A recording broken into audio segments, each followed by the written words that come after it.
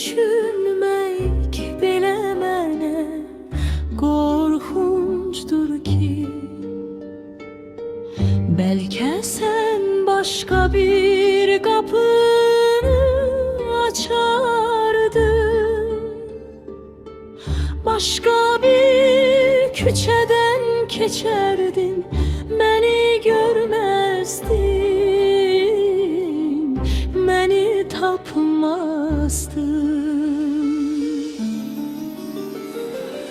İndi düşünmək belə mənə qorxuncdur ki,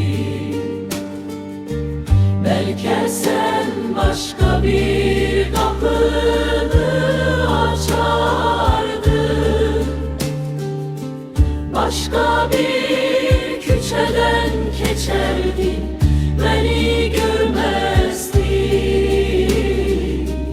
məni tapmazdın.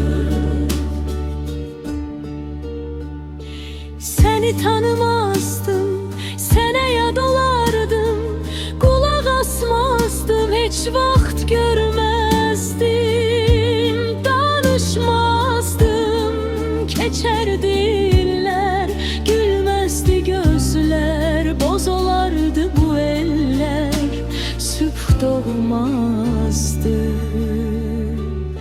Və biz təsadüfən qarşılaşdıq, mənim ən vacib insanım.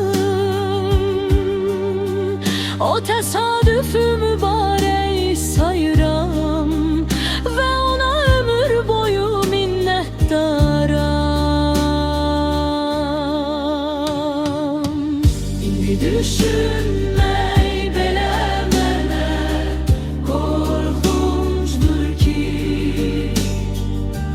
bəlkə sən başqa bir qapını açardın,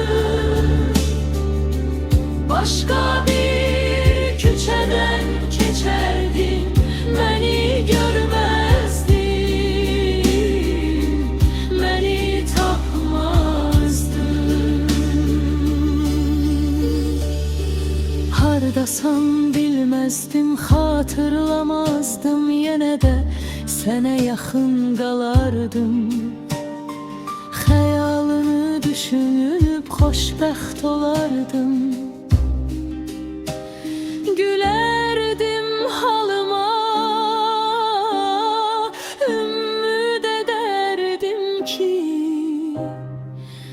qapını açasan. İndi düşün